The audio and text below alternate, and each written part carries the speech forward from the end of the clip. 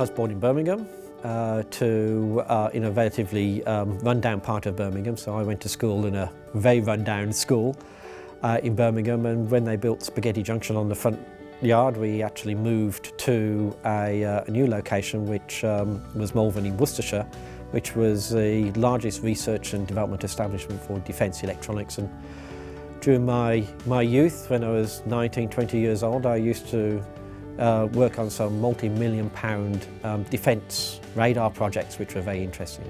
In 1981, I decided to come to Australia, primarily on a holiday, and I came here on a holiday and got involved in speech processing, originally with AWA, and then from there on in I did my PhD at Sydney Uni, and then started my own business in 1990 building speech recognition, and then from 2002 onwards building voice biometric systems.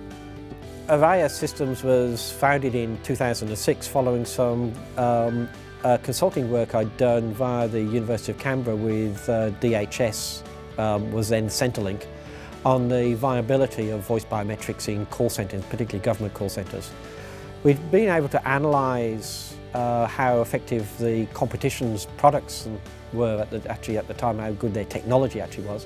We thought we could actually build a technology, so we set about in 2006 developing Armavox, which now is 2 to 3 times more accurate than the competition. And this competition is from very large multinational firms that actually have, billions of dollars at their disposal. So Armavox is the world's most accurate voice biometric system, and that's not just us saying that. And it incorporates much of the new science and technology around voice analytics and voice statistical voice analysis and so on to actually create a product that is world competitive. So somebody I've learned a lot from is Bill Gates. I read his book back in the 1980s and 1990s to kind of understand how he actually got Microsoft off the ground and actually how he started that and grew that into an international business. And similarly, Steve Jobs and how he actually created an international firm based on just simple ideas on actually how computing should be, if you like, the vision for what could be in computing. But looking back in history, things like Isambard Brunel, a great Victorian engineer that pioneered the development of steamships that then sailed around the world and opened up the world of commerce. And if you like, back in those days, was without that kind of innovation and technology, you wouldn't have actually had the British Empire the way it was.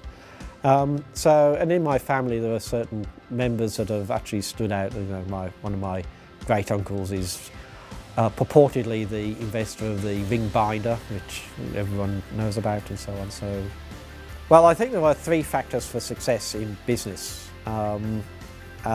You've got to have the right technology. Certainly in our type of business, where we're a technology firm, you have to have world competitive technology. But in business, that's not enough. You've also got to have competitive marketing, and you've got to have competitive funding.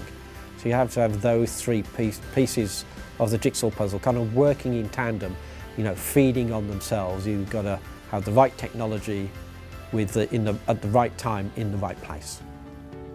Part of building a business is being able to create the wealth and create the employment and excitement for people to dream the dreams and live the dream, if you like, and be able to create their own future and actually take command of their own future. I'm not a wealthy individual, but I think education is very important, and so that's the way I would actually give back to society.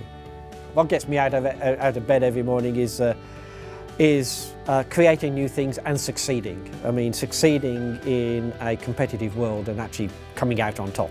There is nothing better than winning the deals that are the biggest in the world. We have the biggest voice biometric deployment in government services. We have the biggest deployment of voice biometrics going on at the moment in password resets in the UK. And we actually have just been awarded the largest prison services application for voice biometrics in the USA. Very hard when you're a child to actually believe what you could be. I always thought of myself as actually working in an established industry and perhaps being a lecturer at a university.